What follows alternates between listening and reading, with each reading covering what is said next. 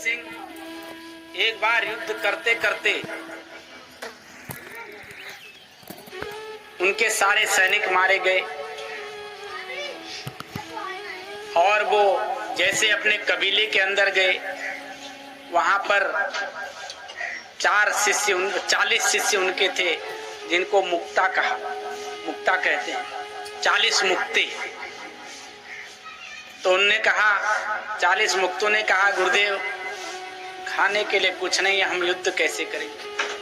हमने घास की रोटियां बना के खा ली हैं, पेड़ के छाले निकाल करके खा ली हैं, अब क्या खाएं? अब हमसे युद्ध होने वाला नहीं।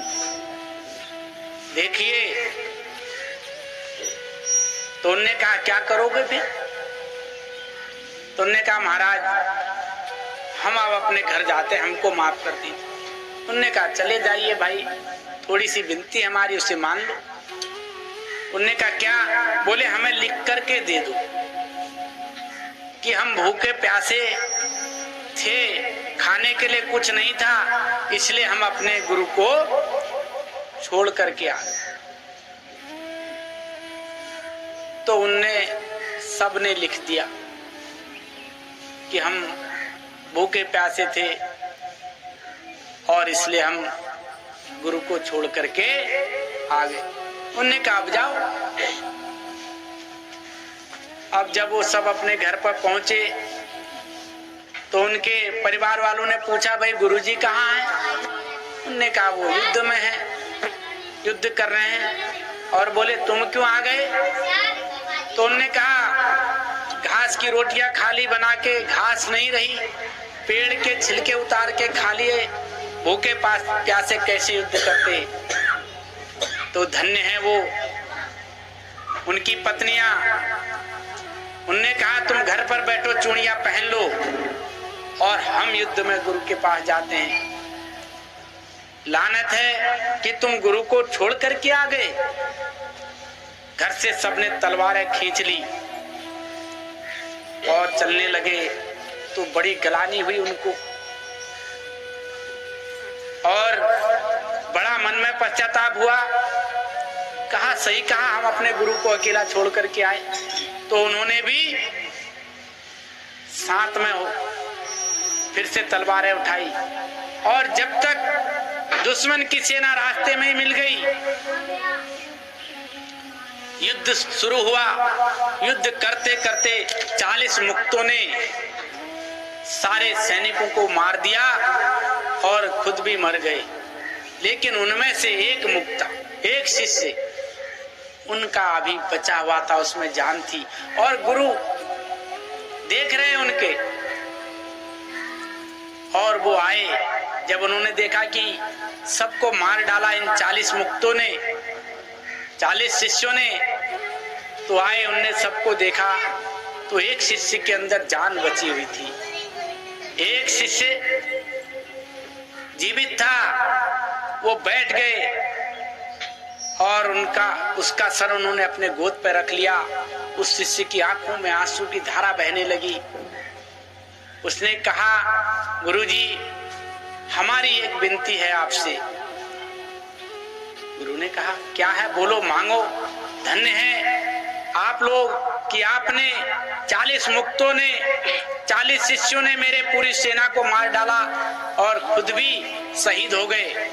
धन्य, आप क्या मांगना चाहते हो? उनने कहा हम कुछ नहीं मांगना चाहते हैं गुरुदेव, केवल मेरी एक अभिलाषा है। बोले क्या? बोले जो चिट्ठी हमने आपको लिख करके दी थी उसको आप फाड़ दीजिए। क्यों? क्योंकि उनने उस समय गुरु की अवहेलना कर दी थी, गुरु को अकेले छोड़ करके चले गए थे। बोले मुझे कुछ नहीं चाहिए, केवल हमें ये चाहिए गुरुदेव कि वो चिट्ठी आप फाड़ दीजिए जिसमें हमने 40 ने साइन कर रखे थे और लिख रखे थे। बताइए, कुछ नहीं मांगा और उनके चरणों में उसने अपने प्राण तस दिए। गुरुजी ने निकाली चिट्ठी, उसके जीते जी वो चिट्ठी फाड़ दी। बोला धन्य हो, आज भी उस जगह को मुक्तेश्वर कहा जाता है। तो समझने की बात है हम कैसी भक्ति कर रहे हैं, कैसे गुरु के आगे समर्पण है। गुरु मना लिया, लेकिन हम समझ ही नहीं पा रहे हैं कि गुरु को मानने के बाद, गुरु मानने के बाद हम उसे अकेला ना छोड़ें, उसकी बातों को मानने वाले बने, उसके कहे हुए रास्तों पर चलने वाले बने, तब तो हमारा जीवन सफल है। हम उदाहरण बहुत सारे सुन लेते हैं, बहुत सारी कथा कहानियां सुन लेते हैं, लेकिन उसके भाव को समझने की कोशिश नहीं करते।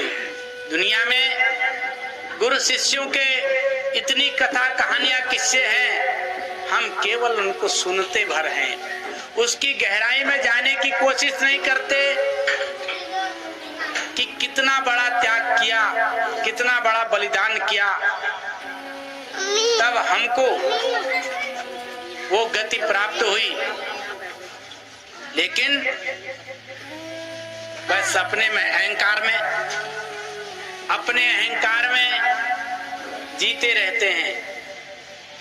हम तो ये यहां तक सोचने लगते हैं कि गुरु तो एक सामान्य पुरुष है, सामान्य व्यक्ति है, उसके आगे मैं क्यों झुकने जाऊं। वो दिखने में हमारी तरह होते हैं, लेकिन उनकी गति निराली होती है। ये हमें समझना पड़ेगा, ये हमको जानना पड़ेगा। इस संसार में भगवान व परमात्मा अपने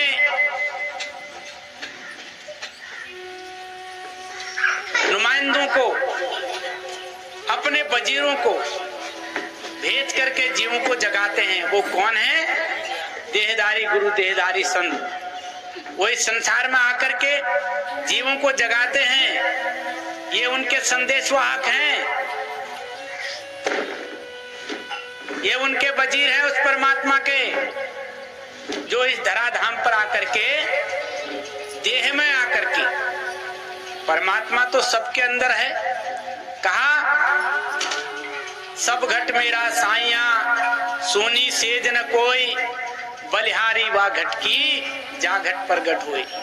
वह परमात्मा सब में है, बच्चे में, बूढ़े में, जवान में, बुजुर्ग में, चींटी में, जितने भी चेतनता जिसमें भी है उसके ही तो सब अंश हैं। लेकिन कहा सब घट मेरा साइया, सोनी सेज न कोई। कोई सेज भी, कोई शरीर भी सोना नहीं है। हर आत्म घट में वो परमात्मा विराजमान है। लेकिन बलिहारी वा घट की, जा घट पर घट होए, बड़ी बलिहारी है, बड़े भाग्य हैं उस देह के जिसके अंदर परमात्मा प्रकट हो गए। तो वो शरीर, उस शरीर को हमने गुरु माना, उस देह को हमने गुरु माना, लेकिन गुरु चीज क्या है वो समझने की बात है। उस शरीर को हमने इसलिए पूजा, गुरु मान लिया, पूजने लगे। असल में गुरु को समझना है कि गुरु क्या है। कहा कि उस गुरु को समझना पड़ेगा। जो गुरु इस शरीर में है तो यह शरीर गुरु समान होकर के पूजनीय हो गया।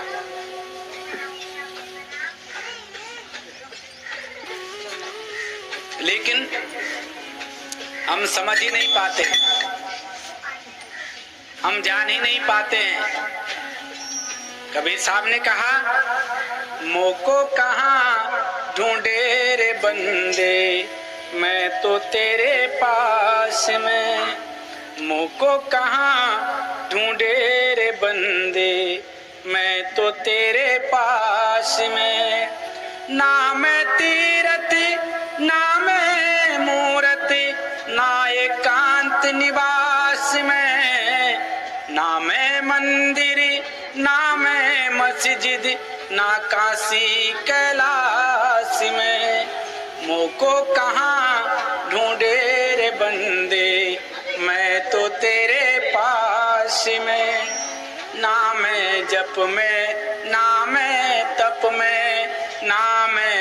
जप में, ना मैं तप में, ना मैं व्रत उपवास में, ना मैं क्रिया कर्म में रहता, ना मैं क्रिया कर्म में रहता, ना ही योग संन्यास में। मोको कहाँ ढूंढे रे बंदे, मैं तो तेरे पास में। मोको कहाँ ढूंढे रे बंदे, मैं तो तेरे पास में। नहीं प्राण में, नहीं पिंड में, नहीं प्राण में, नहीं पिंड में, न ब्रह्मांड आकाश में, ना मैं बरकुटी भंवरी गुफा में, ना मैं बरकुटी भंवरी गुफा में। सब श्वासों की श्वास में, मोको कहाँ ढूंढे रे बंदे, मैं तो तेरे पास में। मोको कहाँ ढूंढे रे बंदे, मैं तो तेरे पास में। खोजी हो तो तुरंत मिल जाऊं, खोजी हो तो तुरंत मिल जाऊं, पल भर की तलाश में। कहें कबीर सुनो भाई साधो, कहें कबीर सुनो भाई साधो, मैं तो हूँ विश्वास में। मोको कहाँ ढूंढे रे बंदे, मैं तो तेरे पास में। मोको कहाँ ढूंढे रे बंदे, मैं तो तेरे पास में। कहा कि मुझे कहाँ ढूंढ रहे हो, मैं कहीं नहीं हूं, है ना, मैं कहीं नहीं हूं। मैं कहाँ हूं? ना मैं तीरथ, ना मैं मूरत, ना काबे कैलाश में। वो ये कह रहे हैं, कबीर साहब कह रहे हैं कि मैं तीरथ में भी नहीं हूं, मूरतों में भी नहीं हूं, और एकांत में जाकर के कोई समझे कि मैं भक्ति करूं वहां मिल जाऊं, तो मैं एकांत में भी नहीं हूं। और ना मैं मंदिर, ना मैं मस्जिद, ना काशी कैलाश में। मैं काशी में भी नहीं हूं, कैलाश में भी नहीं हूं। अब कहाँ हूं? अगर काशी में कैलाश में परमात्मा होते तो विज्ञान ने इस जमीन के नीचे से हीरे चांदी अनेक प्रकार के खनिज निकाल लिए, डीजल पेट्रोल सब खोज कर लिया, तो उस पहाड़ को भी खोज करके परमात्मा को पकड़ लेते, है ना।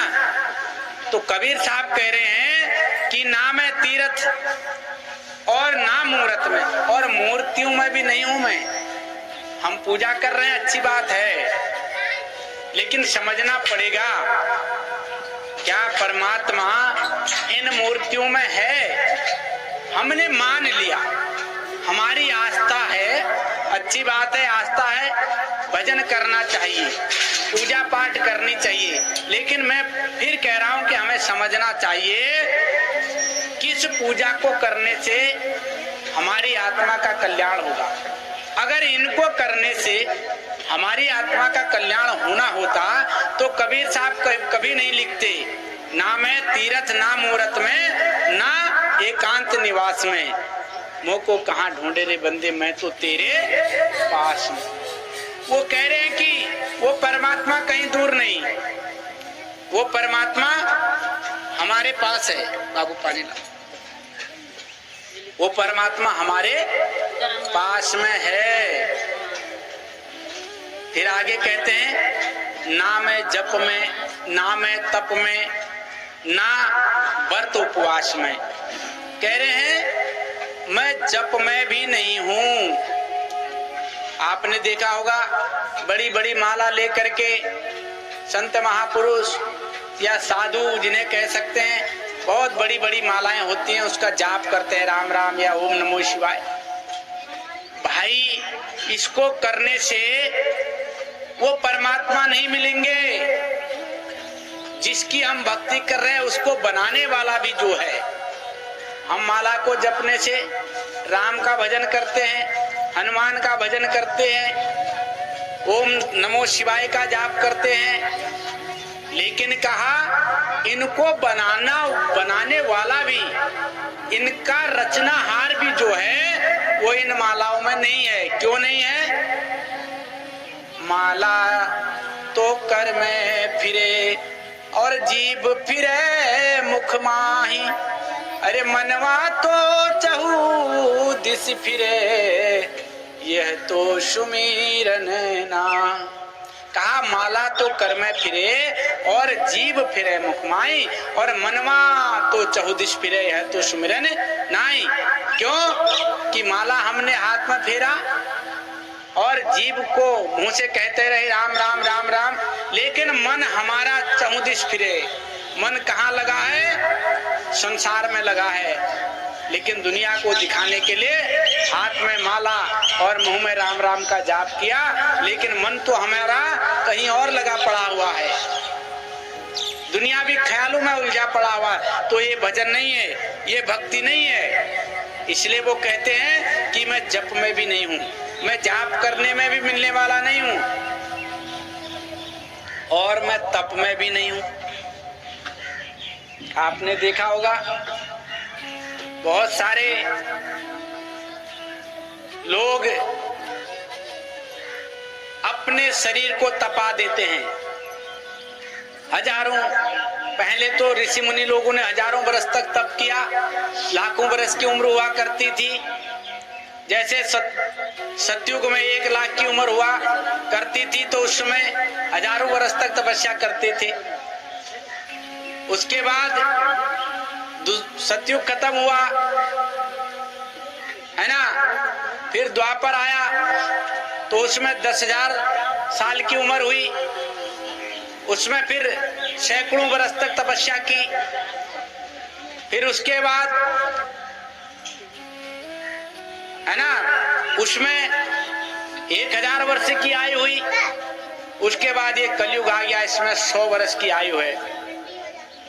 तब वो कह रहे हैं कि हर युग में सतयुग, द्वापर, त्रेता और कलयुग 1 लाख वर्ष से उम्र शुरू हुई, और उन 1 लाख में से हर युग में 1 जीरो खत्म होता चला गया।